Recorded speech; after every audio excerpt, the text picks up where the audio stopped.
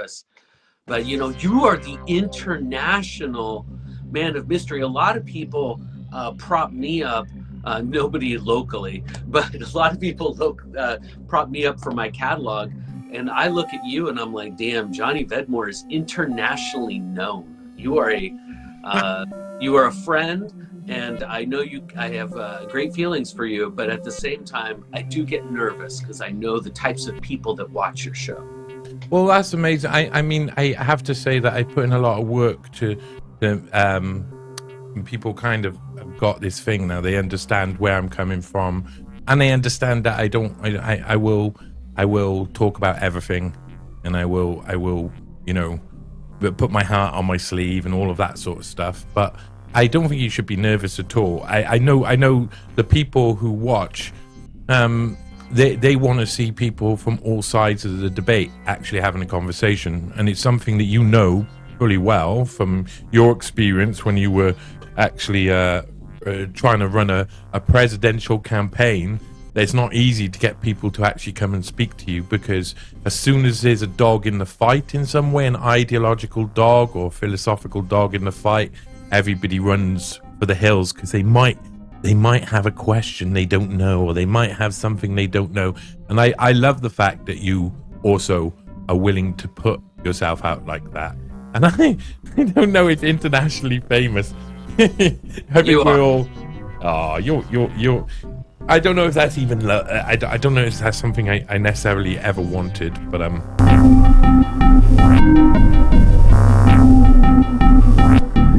Okay, let's start off on something here, because this is a good question to start off as we.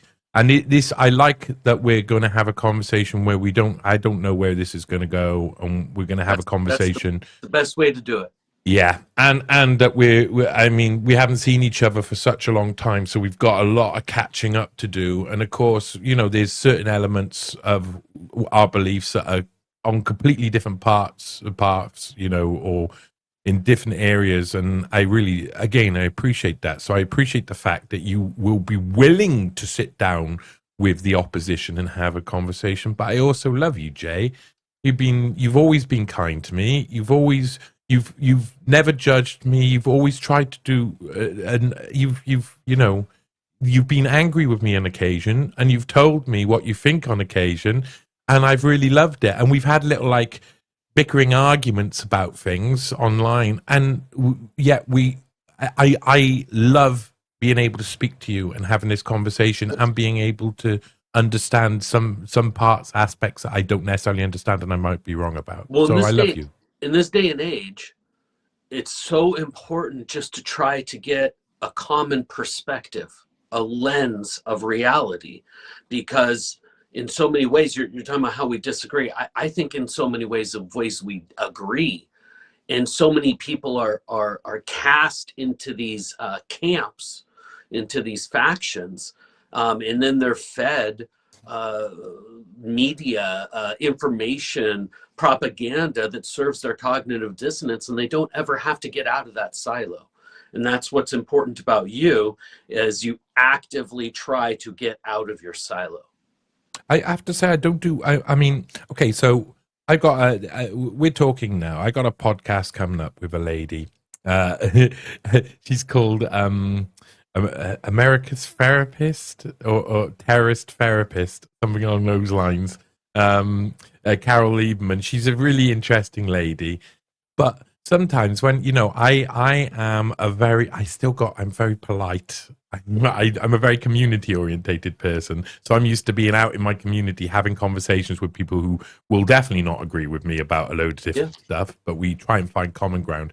And I'm very careful. So I was really realized that early on in the interview, she was basically saying that, I think she was basically referring to all Muslims as terrorists. And I was like, I had to kind of enter that carefully and gently to try and understand what she was actually saying there. In reality, I think it was just maybe misspoken words, and she kind of was used to speaking to people who were on her side constantly. And I don't want to have necessarily an argument with the other side. I want to debate with the other side, and that debate has got to have a certain amount of politeness. It's got to have a certain amount of dignity, and is a lot. It's a lot of the media now is jump on the fight, get the viral clips. You know, not actually make any get any, not be productive at the end of it. Clout, engagement farming. Yeah, just get the content. The truth doesn't matter. And it's tragic. But as you pointed out, you're used to talking with people in person. Somebody might punch you in the face. You have to proceed carefully. You come upon a woman on the street, you don't know her ideological bend. You have to wade into those waters and feel your way around. That's probably what makes you so graceful in your interview style. Before you went live, we were talking about that stint you did on that alt show. What was that called? TNT Radio, TNT. And, TNT, today's news talk. I loved it because all of a sudden this hippie vagabond character donned this black button-up shirt, this disheveled typical hair, went back into a ponytail, and the pro Johnny Vedmore came out on this show. I absolutely loved it. But what I wanted to ask you was, when you do a show like that and you're forced to do content so regularly, it had to grate on you. I saw you have guests that I know you didn't agree with them. I know that you knew that you were in a bit of a spin cycle, just providing another channel of narrative for somebody. How did you get through that with your soul intact?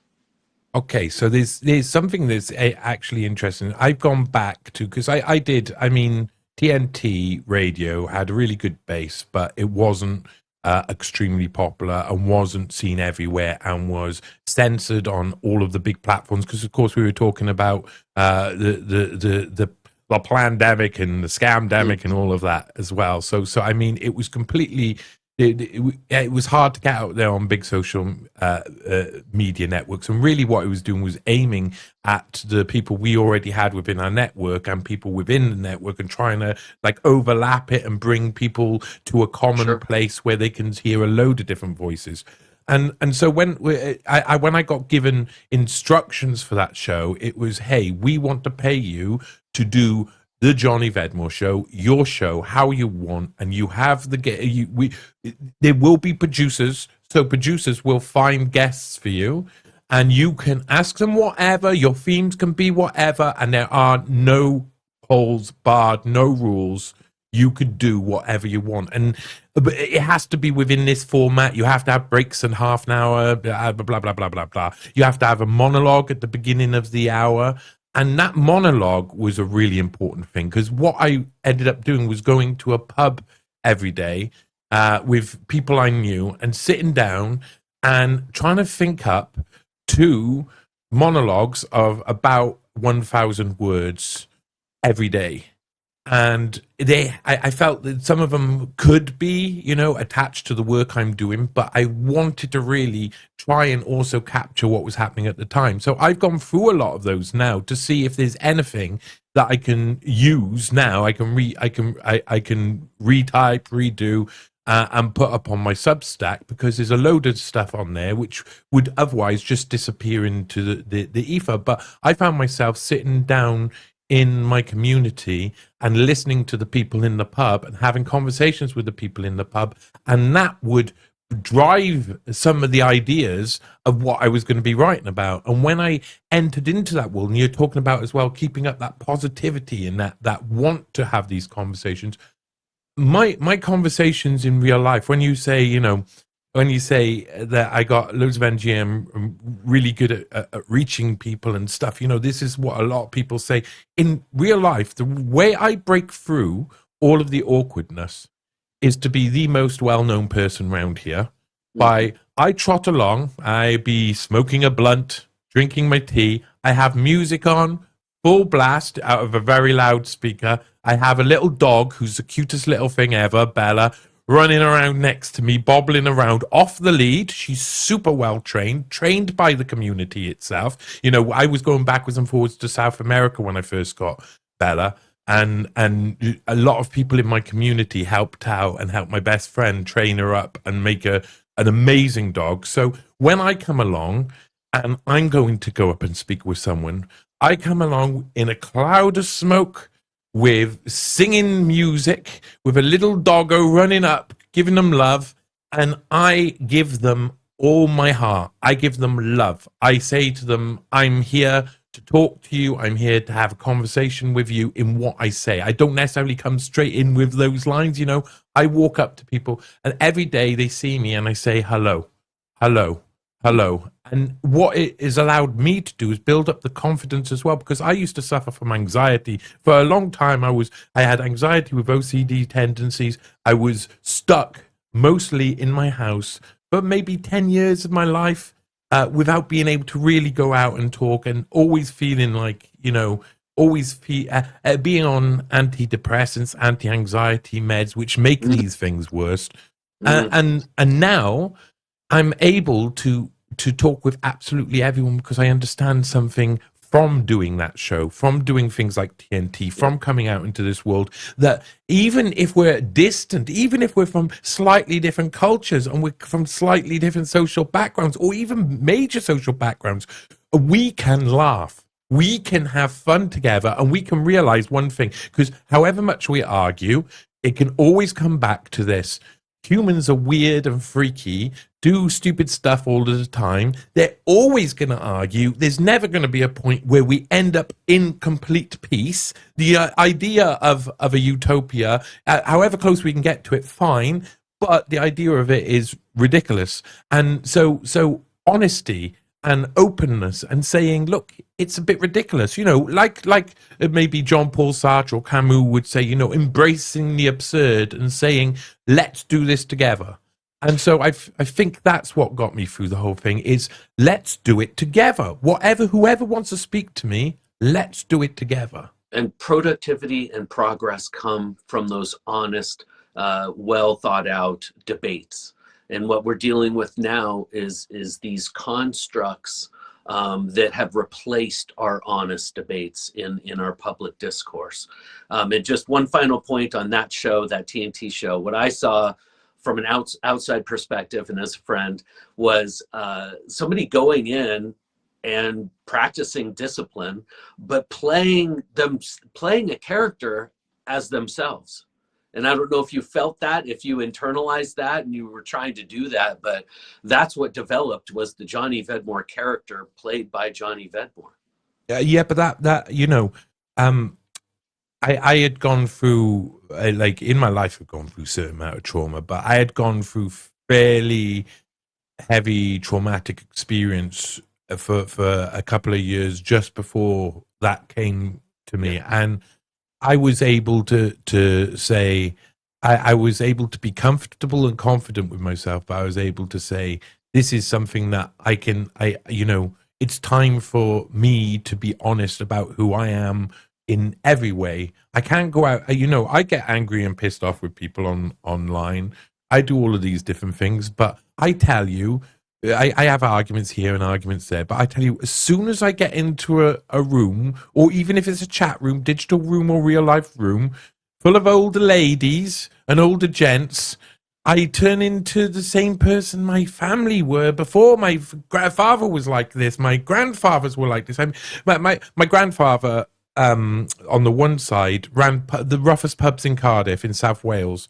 He went into one pub in a place called Ely, the Dusty Forge, which was the roughest pub you could possibly get. You know, you had to steal the furniture back every night. My dad actually dug trenches to catch the people who were burgling them all of the time. And man, it was that bad. It was a really bad time, bad place. But they knew that he went to go in there for 2 to 4 weeks to sort the place out. He was there for 10 years, because we've always been the type of people who are like that. We really, as soon as we get around normal, everyday people, our true nature comes out.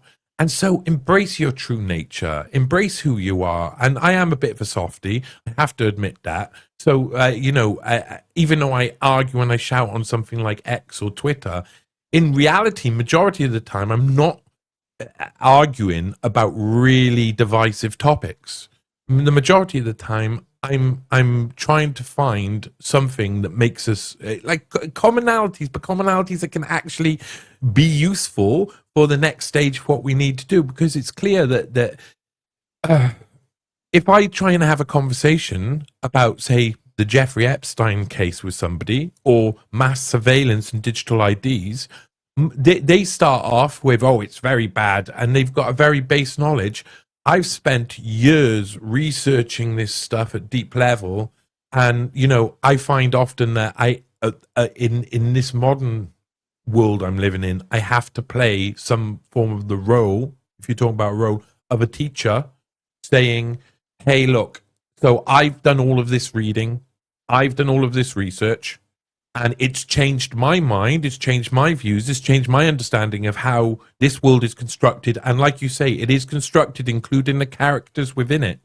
And we all construct ourselves to an extent. If another person comes along and says, I'm willing to pay you money to construct yourself, to make yourself be like, that's what they did at TNT. They come to me, Mike Ryan and Jenny Squires, and they said, hey, you can be anybody you want to be. Here you go. There's all the ability to do it. And that was the first time in my life that anybody's really done that. Yeah. And it meant what you're saying there is really it touches my heart as well, because what you explained is my journey. It's not a journey of me finding the character. It's me finding the character who is me. It's me finding the comfortable version of me. And I had almost got there in 2020. In 2019, 2020, I had a very set life.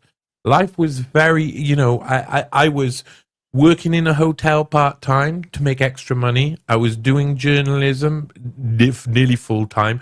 I was growing a massive amount of weed. So to keep myself completely content, I was making albums, music, writing songs, and I was being around my friends and my loved ones, and I was going out for walks, and I was being happy. I had got to a point where I had seen, or I had struggled a lot in life, and I felt really comfortable. And then I had a load of rocky times, and to then have an opportunity, to be given an opportunity to find your own voice, then you've got to take it. And I still, when I look at it now, I mean, this is how all the time this happens through life. You look back on a period where you were learning, you're going through a big learning curve. You were learning to have to dedicate yourself to look, style, substance, everything, content especially, and you care about it so much that you're going to work about it. You're given all of that opportunity. I look back at it and I think, oh, I could have done better though. I could have just entered in how I feel now. So when I'm talking now on people's shows, I'm like animated. I understand what I look like, and I'm comfortable with what I look like. I'm comfortable with how I present myself. I have fun with it sometimes. Sometimes I like to wear sunglasses nowadays. That really pisses some people off. Yeah, go on, show it off, baby.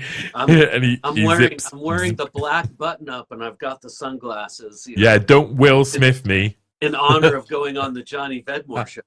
You're beautiful. But that's, I mean, you have to not only embrace all of this terrible shit that's happening around and try and work out how to, but you've got to embrace who you are. And for that, you do, to an extent, have to deconstruct everything in your life and construct yourself as a person that you want to be. If you aspire to do good, you have to give yourself all of the tools in your character to allow you to do good.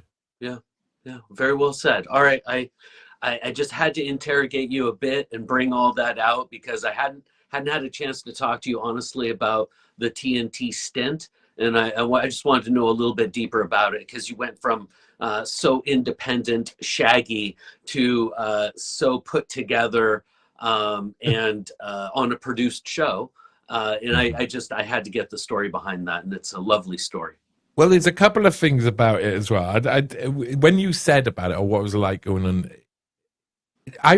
there was a couple of guests that I started to get really used to being able to read people, and I worked out very quickly that I'm a lot more confident and happy and often well read about the subjects we're talking about than the people who were coming on the show. Yeah, that's a real rarity. So people wouldn't know straight away that I actually knew what I was talking about, and often then I would give them free rein to kind of make their own trap. And then there were some times when I knew you probably disagreed with a guest, but you were a very nice pro and you allowed them to spin their narrative. I didn't watch the show every episode, but I caught it once in a while as I was checking in on you. And Naomi Wolf was like that. Naomi Wolf, I couldn't get her. I had given her too much of my cards. I was really excited she was on the show, so I said to her beforehand, I really want to talk about this and this. I wanted to talk a little bit about Gloria Steinem and feminism and the CIA. And she railroaded the interview so that I could not say anything at all about anything apart from what she wanted to speak about. And about about 10 minutes in, I worked out that it was a real, she was putting in a real effort to she didn't want to be there anymore because she didn't want to be asked those questions. If I had I was on with, I'd be asking her about the Edge events that were funded by Epstein and Brockman, and I don't think she'd like talking about that either. And then there was a Green Party candidate who in the UK. I mean, when I started talking about weather manipulation or the like, he panicked. He realized he was on the wrong show and he was not in a safe space at all, and his look on his face was wonderful. But to be perfectly honest, because I was still polite with them, I'm not there to, I don't want to Pierce Morgan them. I don't want to look for a way to have an argument with them, and I want to be open to welcoming them back, building up a rapport with them. And if I can't build up a rapport, that's going to be partially because there's something that we're not able to speak about. Yeah. And that's a big thing. Now, when we started, and you've done this before, where you present me to your audience as somebody who's diametrically opposed, politically speaking, to you. When you think about the horseshoe, the bottom of the horseshoe is your totalitarian libertarian and your totalitarian leftist, right? And you've got anarchists in there, and you've got your straight milk Republicans. Why do you think we are so opposed on some things?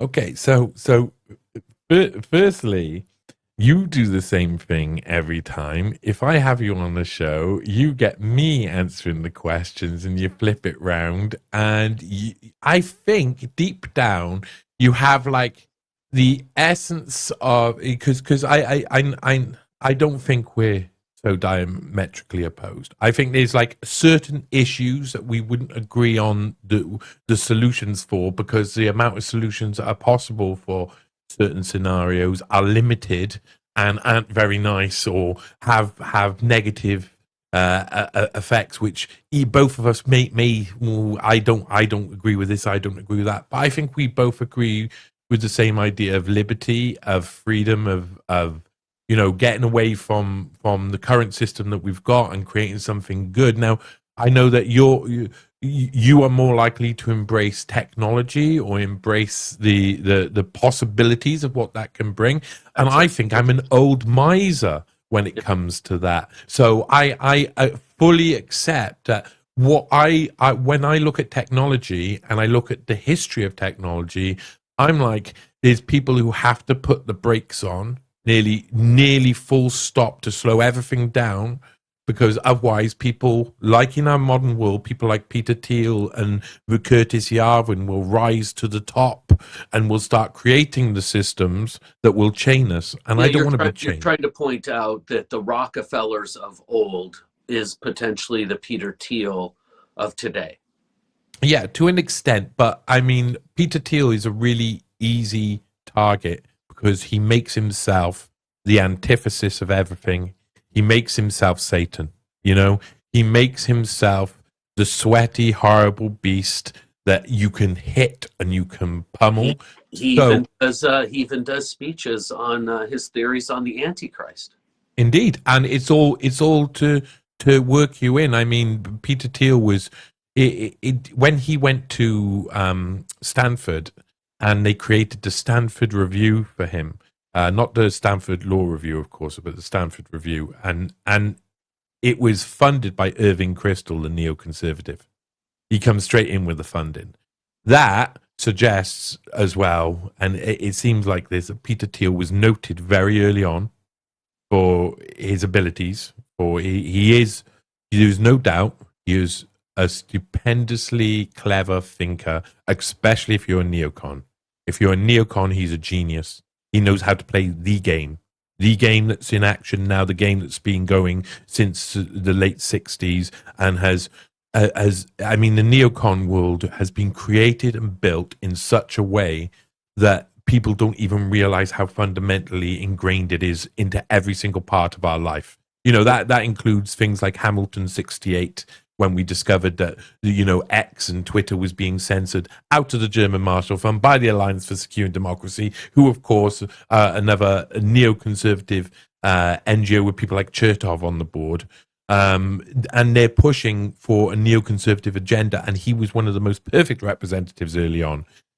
There is so much... Let me interrupt, because that's where we align, and I would say a lot of in the United States of America, the America First part of MAGA, right, is embedded within that foundation, is to try to reverse these effects of neocon foreign policies, to recognize how they've failed and to adjust course now and into the future. And I would say that got Donald Trump elected.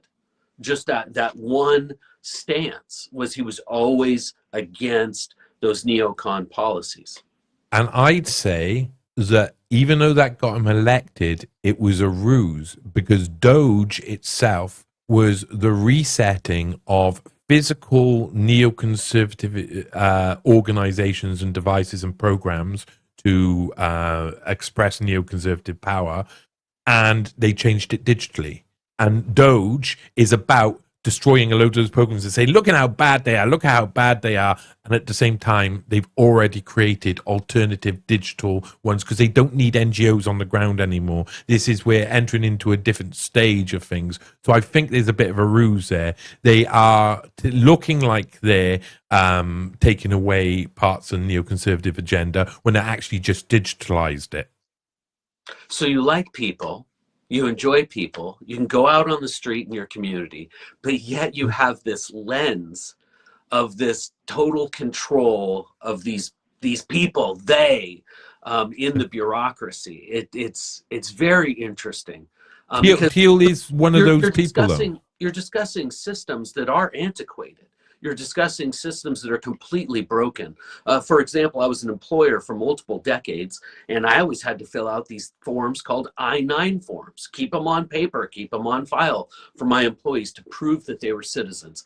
Not once in multiple decades were they ever checked. Was I ever audited? Was I ever questioned about those I-9 forms? So, and I like to say, as we're trying to, I like to say, make I-9 forms great again. Through this period we're dealing with right me now. Go on. But as we move forward, we have modern systems that are digital, that are technological, and so I just don't like to jump to all this technology is bad and it's all going to be this system of control, because it seems like the opposite is that anarchist perspective where we're all homesteading, and have our own windmills living off the land again. I definitely got something to say about this, because I do agree with what you're saying to an extent, but I can see the difference between a bad program and a good program. The majority of these NGO influencing arms, the tentacles of neoconservatism that are being brought down are awful, but they are just being replaced. they're being replaced by things by the people who are creating them are awful. So they create good things as well.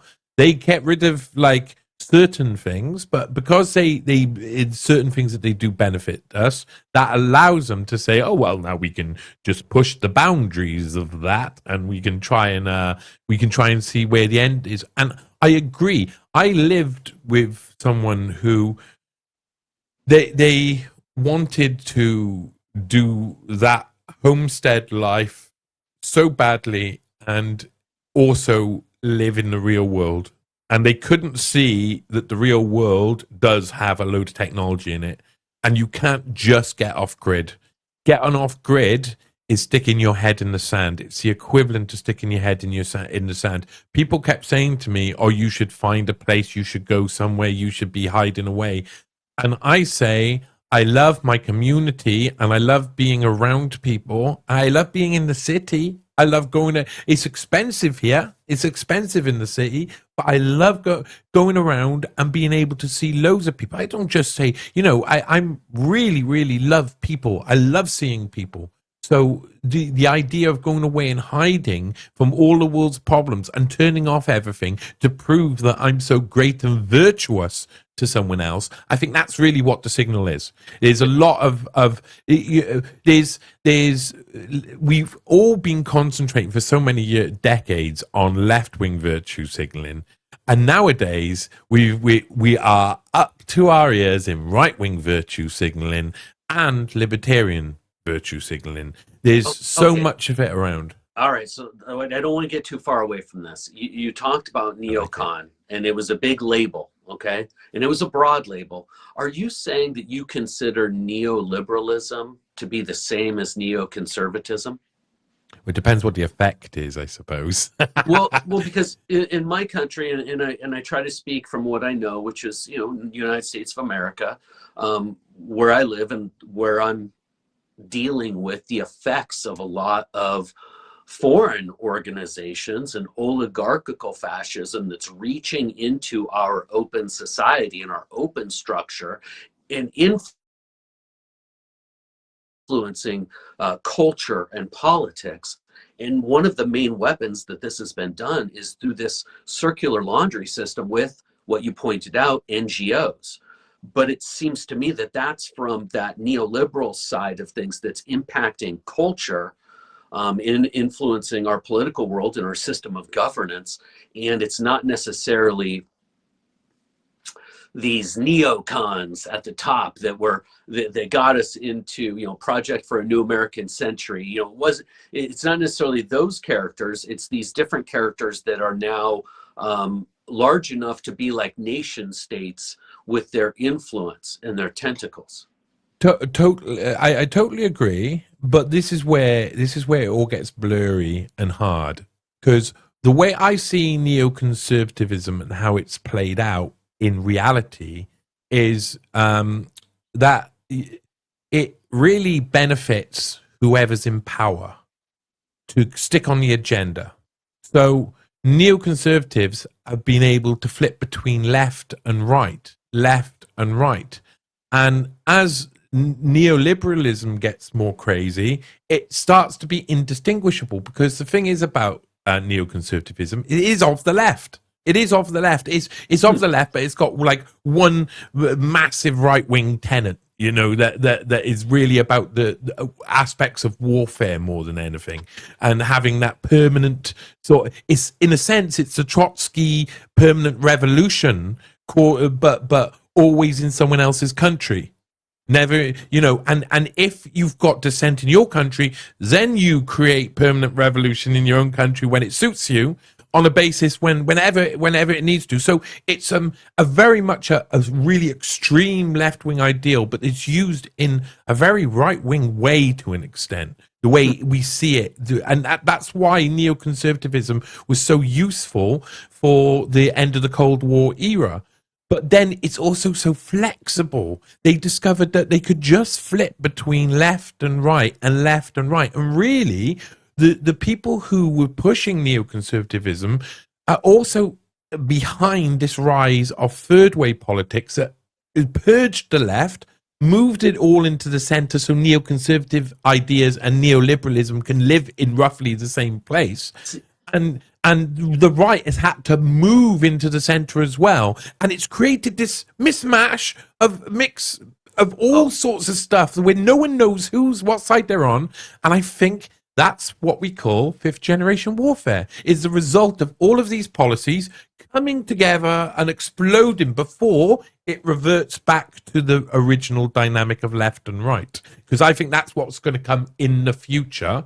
In the very near future, is that once the political analysts catch up a little bit to what's been going on with third wave politics, especially being implemented or as a stepping stone to globalism, I think that there'll be a revert to left and right politics again. Okay. All right, let me try to take all of that in. There are certain points there that I wanted to interject. Sorry. It's very well. No, it's okay. And I see your Twitter feed. We may not speak on a regular basis, but I do keep track. And sometimes I think this fifth generation warfare, a lot of these labels, you're talking about they as if there's a controller of neoconservatism. Whereas I saw, again, from my perspective in the United States and dealing with the governance system here, is that those neocons, to kind of back you up, is those neocons did flip, and all of a sudden they were on the left. They were fighting this attempt to turn the ship. I mean, the United States is a big ship, right? We've been headed down in this one direction for decades now. And yeah, there's been a lot of destruction. There's been a lot of bad policy implemented. And in my country, we're sowing what we've reaped in the way that it's come back to us, right? Karmatically. But we're trying to turn the ship. You cannot just turn a big boat like that on a dime. And a lot of people expect it to turn on a dime. And I'm seeing this chaotic moment where the ship is turning, and I'm seeing it turn by degrees, but it is turning. And in that is natural chaos where people are trying to find their place. And the ones who have deep philosophy and what they believe in, I think, are being empowered right now to go participate. But Trump, I don't know any other way to explain this. It seems like he has opened up his platform, the governance of the United States, to all factions. If you look at his administration, I mean, you'll find neocons over there, you'll find banksters over there, and you'll see genuine America First patriots. It's almost like his administration is diverse within political thought, but at its core, I believe they are turning the ship back to sovereignty, back to independence, away from the globalism that was trying to come down. But if the ship has to be updated as it turns to be able to take to this new channel where technology has changed, then the people who were building that ship are building the anti-sovereignty. They're building the chains that will keep all of the workers in line. They are putting the whips in their own hands, and they are forcing those people to go in the direction that suits them. And it is a lot of the time, it is just for expedience. They need to get these things done pretty quickly, and they are just trying to turn the ship in the direction that a lot of people like myself would say, hey, that's the opposite of sovereignty. And I get what you say. And I like this. I don't necessarily criticize Trump in the same way other people do. And I've done a lot of research. I got another article coming out very soon about, I went into Jeffrey Epstein and Trump's relationship over time. And I have to say, I have researched almost every major relationship that we know about that Jeffrey Epstein has had with someone, even some that are still hidden that you have exposed. Yes. Yeah, which even names you cannot say online, or the videos disappear forever. So I've explored And all of them. to back you up, remember my website, my podcast has only been attacked through DDoS one time, and it was after I had you on and we discussed that name. It happens. Yeah, it happens. I mean, I don't. Okay, let's not get tempted to mention the big bad NJ here. Yes, the Bond spy girl. Yeah. Yeah, Bond spy girl. Turned royal. I got something. I got a few articles coming out that'll cause me more trouble. So I mean, that include. So we'll get to that. But anyway, what I discovered that when you look at all of these different relationships, there's not many that ended before Epstein was outed publicly. Mm-hmm. There's only 1, 2, 3 maybe that I can think of offhand where they walked away, and some pretended to. Some have said they did, but when you actually investigate it, they didn't. They're just lying now to look. But in 2007, when it was really clear and out in the open that Jeffrey Epstein would be prosecuted for really serious, significant crimes against a child, the majority of the people who knew Epstein either stayed with him or only knew him after this period. Donald Trump was the only person, one of the only people. Robert Meister, a big billionaire, he was another one who warned Wexner and said, "Do not let this guy run your business. What are you doing?" And that's a really I have a lot of respect for that. Trump, he saw what was coming on down the line better than anybody else. Trump sees certain dynamics in the future that other people don't see, and he also, and I mean, everybody's had a history, so he has a history. He loves women, but it's clear he loves women. That's even defined in his 2002 statement that came up in the article Jeffrey Epstein, International Money Man of Mystery, that came in. He said, what Trump said about Epstein was, he likes them young. He defined his difference, and people have tried to wrap him up as the same as Epstein, but in actual fact, all of the people that they support who knew Epstein, all of the ones around, they all continued to support Epstein afterwards, and Trump was the only one who turned away. It takes a lot. That takes a lot. And there was, and people say, try and excuse it. If you really look into it, people then say, oh yeah, but he was angry that he stole a masseuse from him. I think he was angry that he was disrespectful the entire time, that he thought he was, free from any sort of harm, and yet if Trump could see his world was crumbling around him, that Epstein's world was crumbling around him. So I have an article coming out soon which kind of explores a certain part of their relationship that I think no one really has looked into, and I come out the other end with an idea. It gave me an understanding of what MAGA is in general, and I think I'll say it out loud, it's a very honest expression of people wanting that sovereignty back, wanting their control back in their life.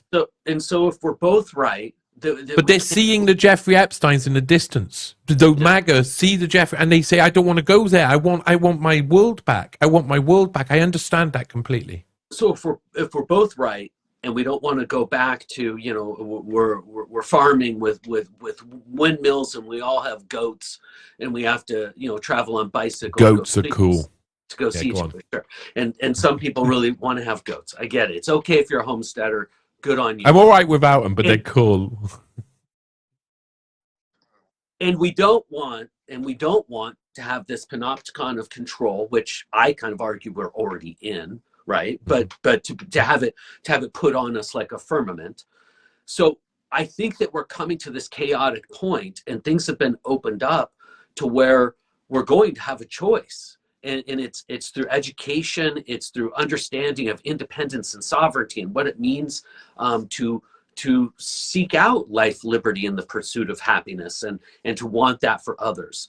And I think that the people that want to avoid the digital IDs and no technology, well, they're just making decision for the herd also. So the herd has to decide for itself. And it's people like you, it's people like me that have to help people understand that decision point is coming, and to be fearless in competition, ability, because we can do this. I almost think that this blanket has been put over what made the United States great as this idea, and as we built up through innovation, and built these technologies and these industries, that it's been easy, and we've lived a lot on this imperialistic nature where we built up China. How did we build up China? Well, we took advantage of low inflation because we were bringing back super cheap goods. It always covered for that increase in our debt. Well, I'm not good with cliches, but the chickens have come home to bear. I'll mix some, but we're coming to a time where it's coming to a head, and that is this great reset. When you and I've discussed this before, and you have the opinion that these technocrats have a plan ready. It's a Hegelian dialectic where Trump is serving us up on a platter, and the technocrats become the new gods. And they put this control structure over us. Well, I think there's more of an opportunity for freedom and independence and for sovereignty to win out as well. But participation has got to be more involved. And right now, I don't see the herd, if I can call it that, I don't see the herd participating. I agree. I was talking with someone earlier. I was saying about digital ID, and I was saying, this was what you're saying. What I think is right. I think they've already planned it. They already planned it out, roughly in the early 90s, fully, when they worked out, okay, now that the wall has fallen, the Cold War is officially over, and we can start going towards globalism, that everything aligned with that. Politics, technology, everything kind of aligned with that push. And you can already start reading about digital IDs and the ideas of having, even the idea, the religious idea of having a chip in your hand that identifies you, or you can't buy or sell, etc. That's something that has scared humanity. And at the same time, humanity likes to create what scares it, because it sees it as the only option. And it's all it can think about because it's so bloody scared. And so we do that to ourselves so regularly. And if you go back in history, you can see us doing that to ourselves. And we know what's coming. We can see, we can be told, we can have the best in the society write things like 1984 or the like to warn us about like the idea of danger, or at least what we should be looking out in the most extreme context. But when we get there, we just allow it to happen. It seems like human. And I do believe that there's going to be a big event, something that happens. And what my view has changed more, and I would say it's more in line to what to near where you are, is that I think that entropy is built into absolutely everything, and that push for technocracy and the technocrats pushing up is happening. I do believe it is happening. But Ozymandias, King of Kings, just standing there in the desert, and time has taken control, and different ideas will take control, and different ideologies will take control, and different personalities will come up and appear, and different thoughts will happen, and different political ideologies will be invented. And I think there will be some form of event, whatever it may be, where it gets to a point. I mean, Eric Schmidt was talking, and I listen to Eric Schmidt, and I'm like, what are the bastards planning now? But also, that's with a bit of tongue in cheek as well, because all he's doing is going to like the AI game theory computers and working out what the most likely thing is going to happen in the future, and they can simulate really accurately where we're going in the future. That, it, of course, has inherent dangers attached to it, because they get given the keys to the kingdom to some sort of extent, and keys to multiple kingdoms, and decide which kingdom we go to as well, which is even more dangerous. Mm-hmm. But he said something recently, which is, in the next 5 years, we will understand a truth that we know, but we haven't been able to put into words. that we can actually communicate now, and we will understand it at a way that will start, that whole idea of who we are as humans will change. And when I look at people online in their simple worlds fighting, and I get into the backwards and forwards with people, but the majority of it is people trying to cause a division between people who would probably be friendly if they didn't have someone creating a division. And those people only feel confident enough about creating a division because they're far away from these people, and they don't exist with these people. And then when they create that division outside, their world looks divided, and they can go out and say, ha, this is normal behavior because this is the world outside is become the same thing. I think that in reality, when we've seen the madness through like the pandemic, we saw how people reacted. They turned against each other. They hated each other. And then a load of people said, I'm fed up of doing that. And I miss you. And I love you because you're a human and I'm a human. And it's not all about division. The actual stories that come out from the pandemic, even though it was an awful event and terrible, it would be a fallacy to say that we didn't learn from it and we didn't become a little bit better as humans from it. And I think as the world becomes more dystopian, we are more likely to show humanity. And that is the problem with us. We need the worst to happen to show the best. That seems to be a trait that's repeated throughout history. It's a very lovely point. I can't share it. I'm here in dystopian Washington State, where I don't see much of my community learning those lessons from the pandemic. And as time has gone on, I just in my particular area, and when I go to other areas, it's a completely different experience.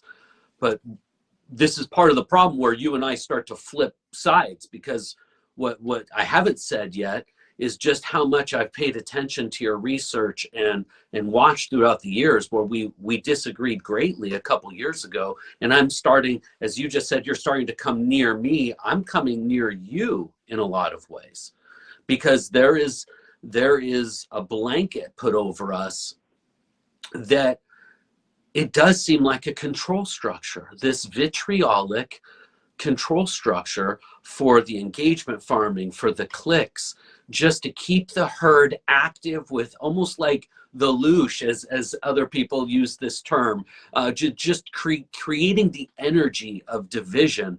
And the info stream has been broken up into so many ways, where if you believe in one thing, you can find an info stream that will satiate your cognitive dissonance multiple ways, where the search for truth, becomes obfuscated within an easy channel right to some sugar candy that will feed your cognitive dissonance and tell you you're right.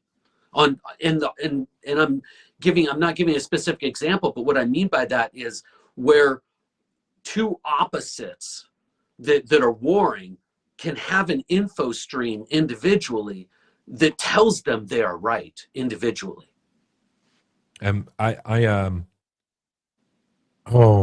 It's hard out there at the moment to try and disseminate information, because there's so many people in this sphere, these influencers. People have the term journalist has been corrupted to such an extent that people think influencers are journalists.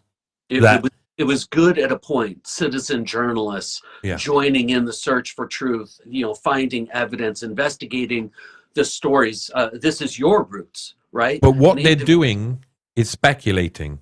Yes. Constantly. The speculation becomes evidence itself. This is every argument I'm having, and it's all of the same people perpetrating this, and they all come from the same places.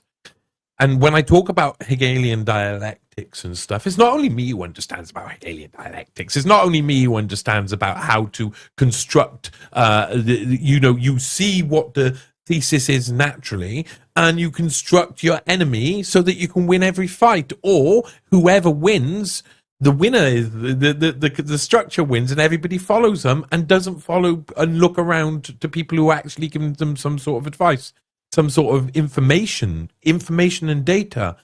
And so one of the ways, like I'd look at different people. If you look at Tucker Carlson, came from Fox, came from the mainstream, and they do this thing where they go, oh, I was with them, but now suddenly, all of a sudden, I totally disagree with everything they do, and they're the enemy, and now I'm the opposite. And as soon as someone does that, you must go, you're a lying scumbag. There's no way, the chances that you have that much of a flip. When we talk about us going into different political directions, you're talking about you're slowly stepping towards near where I am, and I'm saying, oh yeah, I'm kind of like, I understand certain aspects much more than I did before. We're not going, oh, I've changed my mind completely, and now I'm the opposite thing, and I believe in the opposite thing. These guys are able to flip.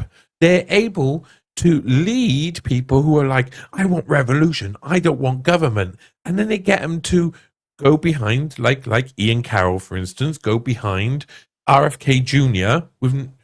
and not question him at all, defend him, whatever he does. Even if he sells out America to the companies that do the worst thing, everybody will say he's a hero, because they've been told to say he's a hero by people riding on the bus. It was the election advert where Ian Carroll's hanging off a bus, and he's like, it's just, it doesn't make sense why people can't see that they suddenly come from nothing. No one comes from nothing. They have come from hard work. They use everybody else's research if they want to become big as well. So Ian Carroll was quick to use the research of Whitney Webb, use my own research, use other researchers around, and then he becomes like, oh, I know everything. But no, he doesn't include, he doesn't say about this bit or this bit or this bit. He only puts together what the conclusion they want you to reach. And then what do? They plug people like Candace Owens, who again, I'm on with Ben Shapiro and all of these guys, and suddenly I've changed my mind completely, and now I lead the opposite movement. Those people are the people who get inserted into place. That is a creation of a Hegelian dialectic happening in front of us. That's what I see. The two sides of the constructed coin. Those are some hyperbolic examples. I think at the root of it, what you're talking about is something that principally I fight against in my society, and it's a problem across the globe. But it's this quest for celebrity. We celebritize people, and we should never anoint someone as a champion. For example, Elon Musk buys a platform, a social media platform, calls it a news platform, and then that news platform anoints him as the saint of saving free speech. It's like, folks, he owns the platform. You're getting fed propaganda from the owner.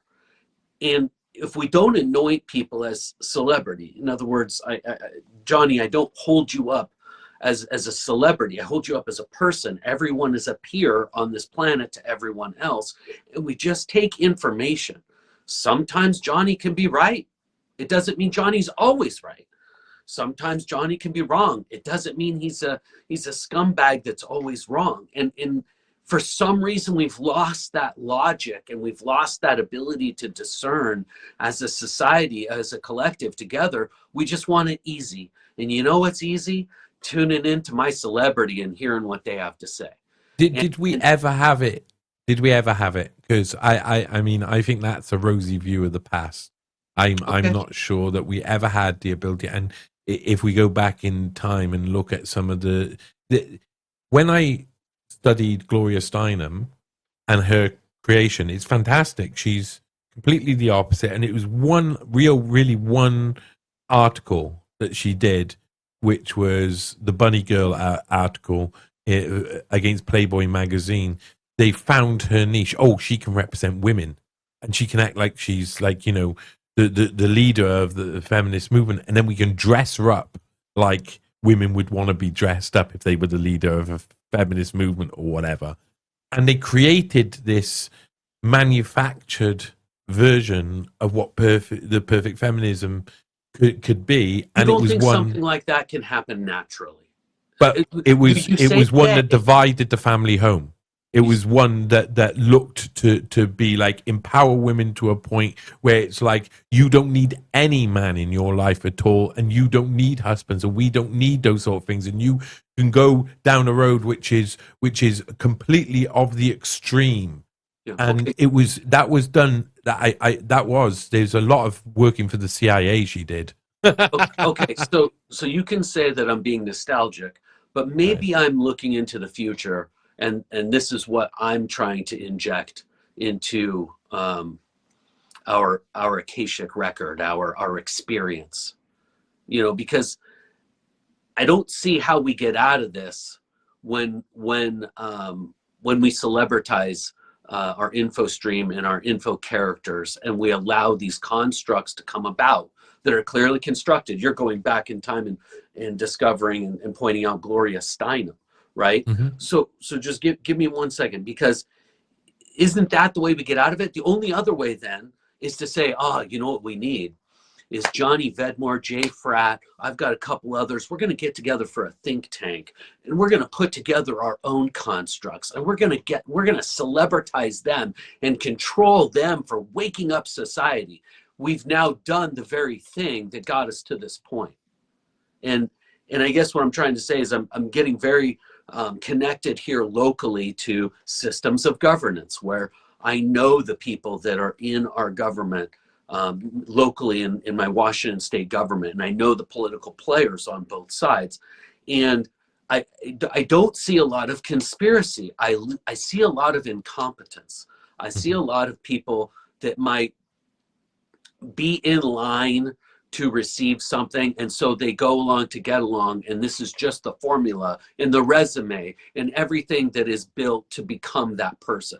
And I challenge them all the time to get away from the political resume and look at other people as potential candidates, because what we truly need in the United States, one of the last free and open, if we're not in a military junta right now, that's just not announced, is to have citizen volunteers go and participate and get back to the true understanding of representation within our governance.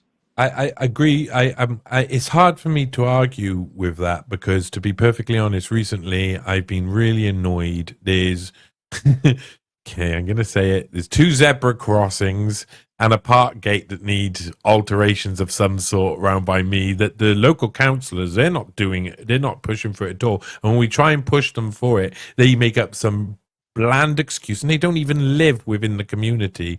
And Wow. Me and a few others have started to get really annoyed by the fact that we can't sort this out, and start to realize everybody hates these guys. And maybe we can just actually sort of go against them and see if we can actually make some sort of change. The problem is that sort of thing ends up often being a load of dirty tricks. I know a guy I see a guy in Grangetown who's a councillor over there. I'm watching his TikTok regularly at the moment, and it's all just dirty trick campaigns. They smear people. They do all of it, and you get involved in that world. That world just exists. So suddenly you have to change all your way you do things. You have to forget everything you've done before. You've got to put all your efforts into this because you're constantly having to just defend yourself. And I think that's what you're talking about. I think when you're talking about the people are very divided in a lot of different ways. Around by me, people are starting to get wise. I'm hoping they are. Maybe I'm being optimistic. Maybe I'm just trying to manifest positivity. And it's okay, but it is circular logic. It's a catch-22, because that very nature of our politics that you just described, that's very evident everywhere, gets the normal person who is paying more attention to their professional football team, their favorite professional football team, than they are their local governance. It gets them to tune out, because they no longer can trust the info stream that they're getting, because it's all fallacious everywhere. And the news is just putting some bland blanket, mostly from this left-leaning, this neoliberal, this climate change, save the world, LGBTQ plus virtue signaling narrative, right? And these people don't They're normal folks. They want to be engaged and they want to do right, but the info stream is so corrupted, they tune it out. And then that allows this professional political class that already has all the gates and all the keys to all the gates to just continue plowing forward these people that go along to get along when they do get into positions of governance. It's a catch-22 that has to be solved. How to get the herd more active and get the herd a solid info stream. There's a gentleman on television. I think he's on News Nation now. This one of the brothers in New York. His name's escaping me right now, but the television brother, not the governor brother. Do you know who I'm talking about? Oh, Cuomo. Yes. So Chris Cuomo was on, and he went on a diatribe about Citizens United, this Supreme Court decision that a lot of people, including myself, point out as one of these inflection points in our politics that needs to be edited. We need to go back and we need to figure out a better way to do our political system, because that Citizens United just changed the way the money stream operates. And then nowadays in the United States, we've got this Act of Blue, which apparently, allegedly, is allowing foreign money sources like China that might be advantageous to see the United States have a complete breakdown from their perspective. This Act Blue allegedly has had this foreign money come in through all these micro payments that has boosted up that platform, and we're seeing an attack to where we're trying to get that sorted out. But doesn't it seem like we just go through these cycles of problem and investigation without a solution? I mean, we get decades away from things that never got resolved, and meanwhile we just keep coming upon new situations that we say need to get resolved that never do seem to get resolved. And I've worked myself into a winding stream there. But a perfect example is X. A perfect example is so. Let me sell this to you. This what would you say that before the neoliberalism you talk about? Wouldn't you say that was what Twitter really exemplified? It kind of like, you know, it allowed those people to take control for a long period, and then when Hamilton 68 got the big reveal and Elon Musk bought the platform, it swung quickly over to the other side and it became very right-leaning all of a sudden. But there was a very much like a core element that were actually, you know, the people who were doing the censoring and bringing this sort of information were neoconservatives, of course, because Hamilton 68 was run out of the German Marshall Fund by the Alliance for Securing Democracy.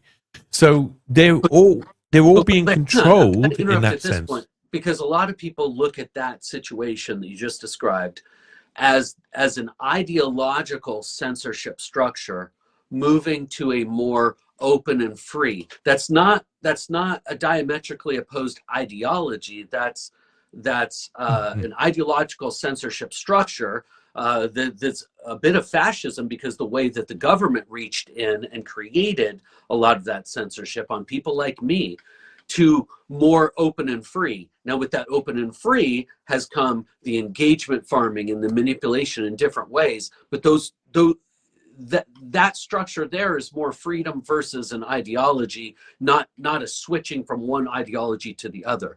I hope that made sense. I'm not sure of this, because I think that the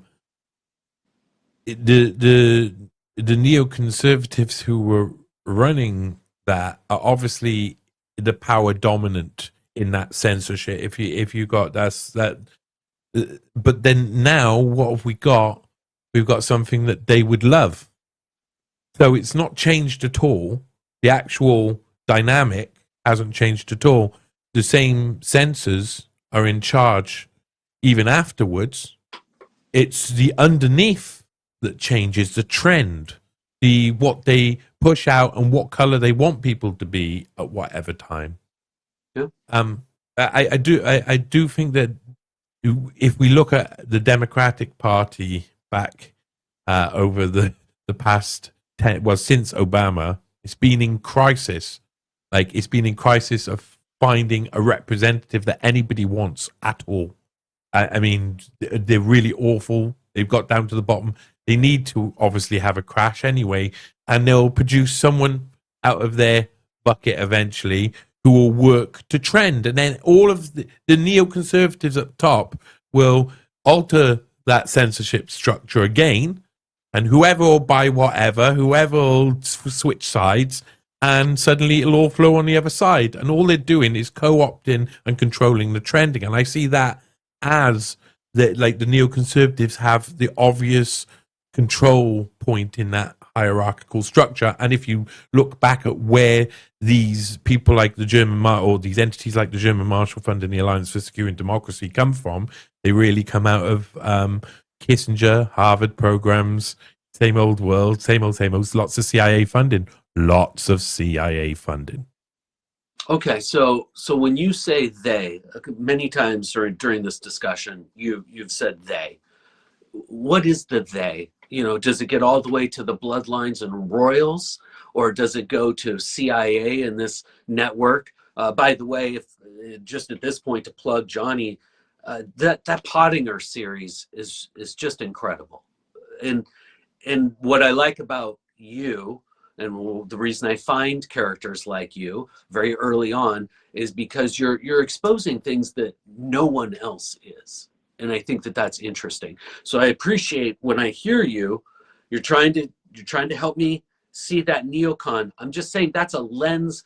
What's above that lens? That neocon is that label. I see them as almost anti-MAGA, anti-America First, which has gotten the system of control of governance in, and I don't necessarily, those characters are still there, but I don't know how much control. But I am willing to say that these technocrats, these new gods that are trying to present and control, I mean, one of the richest men in the world, you know, that makes one of the ugliest vehicles I've ever seen in my life and convinces people it's fantastic looking. Who is they to you? Because it has to be a hidden hand. And I'll just interject this. It is possible, I try to watch for this, that we are in a military junta waiting for the people to assert their rights once again and to take control once again of their governance structure. And this is, in some ways, just a show that you're not meant to participate in.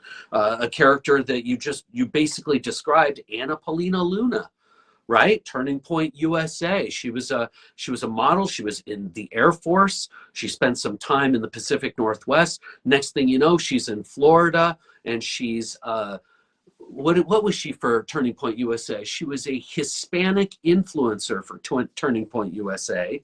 I don't believe she's Hispanic.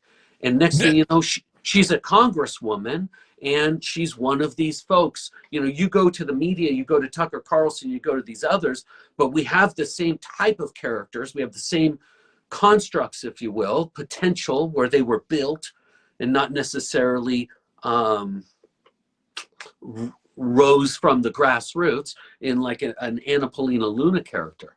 So who is they in your situation? So just first, I'll just say that I see the neoconservatives what I'm about to say as a mechanism for managing certain aspects of the political trend. And because I mean, trend, the warfare is now online. The warfare is in our heads. Yep. The warfares are not bombs necessarily dropping on the ground anymore. Yeah, Cicada had a famous puzzle, War in Ukraine, U and cranium, crane. It was very adept. But they are the people who have the most money and can invest in what makes money. And what makes money right now is intelligence and data and warfare. So if intelligence and data and warfare is what's going to make you a return, you're going to invest in intelligence, data and warfare, all of the mining that goes with it, all of the different components that you need, all of the different surreptitious activities you've got to do to make it happen. And the reason why intelligence makes so much money is because it's all secretive. So you don't have to admit what you're doing until much further down the line, and no one gets held responsible. Like, you know, oh, the banks have to pay out something, but who's actually been held responsible in the Epstein case? You know, it's constantly like there's enough conduits in between that it's hard to find accountability anymore. So I think they are the investors who naturally go to what makes them money, and what makes them money is the fact that we've got a structure or structures like the CIA that exists, or like the NSA, or like MI5, MI6, Canadian intelligence, French intelligence, Mossad, Unit 8200. Those offshoots of those intelligence companies make a lot more money than anywhere else. So that's what you're going to, big money guys are going to invest in. They are the guys who have all the power because our society is built upon wealth. And so the wealthiest get to sway, and they automatically have the best advice. And the question that they ask is, how do I increase my market share, my money? How do I increase my wealth? And the response is always invest in Carbine 911 with Ehud Barak, or invest in Palantir with Peter Thiel, or invest in Tesla with Elon Musk. Those are the ideas that come back. So it just keeps, like, it's automatic, it's perpetual. We don't have any say over it, and they are just the people who you can see why they're doing what they're doing. But then it comes to a point where really the people who maintain such wealth are often detached from emotion in a way that means it's more representative of the narcissistic in society is the output that you get. So these who are the people who are wealthy and don't think about people, don't care about people, and wealth becomes the activity of wealth becomes just a representation of narcissism. Yeah, that's tough. That's tough because you love humanity, you love going out on the streets, and yet that's a very clear-eyed I don't meet these view guys of humanity. Yeah. Within our, I don't meet I'm wealthy just saying, people. but they're people. But what I see, but what I think is, I think they're people, and what I'm saying is our motives, right? Money motives, lead to that. Yeah. And it's just a climb to the top of the pyramid in terms of who's the richest man in the world. I think what Larry Ellison, somebody told me a story the other day about how they knew Larry Ellison, and Larry Ellison, one of his ambitions was to be the richest man in the world. And they smiled a couple weeks ago because Larry Ellison became the richest man in the world briefly. And they thought, wow, he finally did it. Right. Yeah. But if we truly have a representative republic in the United States and democracy, we can change that, and we have to find ways to get away from this war economy. And I get it. Everything you were saying was right. You didn't even use the example of Bill Gates basically saying, hey, we can invest in these vaccines and get a 7-to-1 return, right? And creating that global health panopticon that was basically just a conduit for profit. Right? These richest people in the world that are described as philanthropists, and yet their wealth only increases. You know, it makes me think of Robert McNamara. It makes me think of Robert McNamara seeing everything as statistics and numbers, and it just leads to lots of people dying. Unfortunately, if we chase wealth, we get an output that isn't just about the wealth. It's about how people are treated.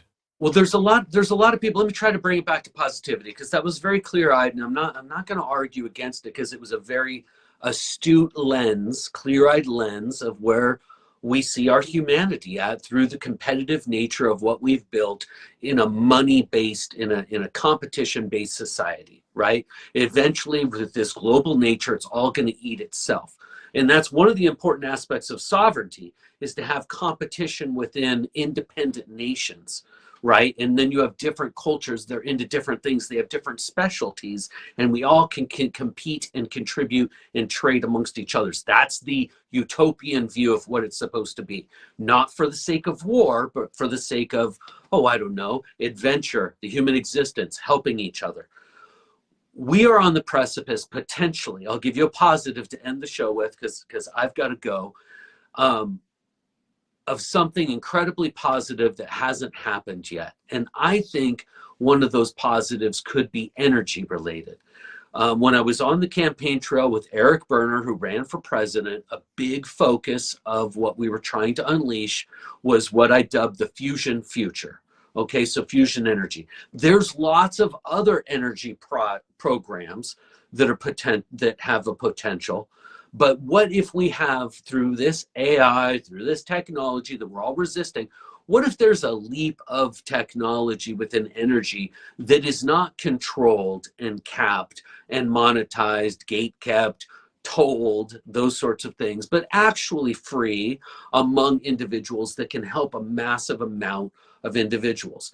There's ways I'm trying to game this forward, where the United States maintains its hegemony, because the globe does need a leader, okay?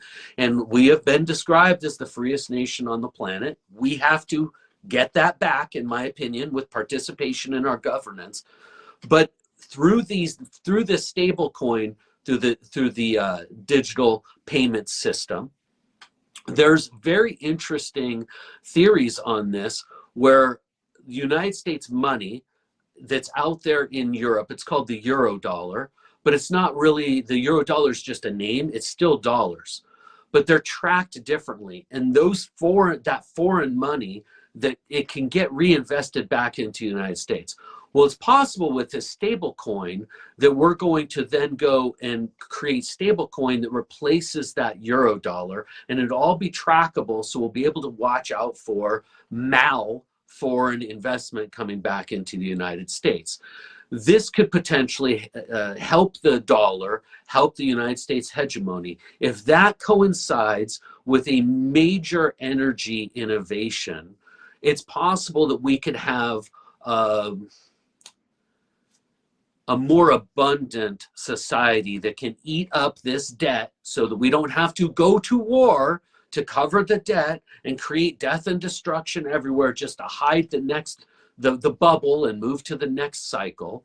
We could actually transform and create a new cycle that we haven't seen before, is what I'm saying. There's your injection of positivity for the end. Jay, I hope we do this more often. That was one of the best conversations I've had in a while. That was really fun.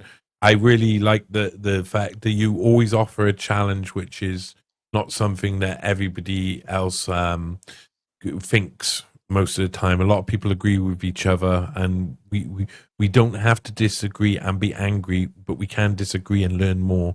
And so I say we're not opposite ends. We are very close to the same people. We just have very minute differences in our opinion that it seemed to be, as society unfolds in front of us, moving closer together. And I've hopefully, again, leave it on positivity, that is going to lead to something beautiful in the very near future. So, yeah. Love you. Thanks for coming on. Tell people where they can find you and what you're up to at the moment. I'm on X. I'm Jay Fratt. I'm the only anonymous character that lives completely. I'm the skinned anon.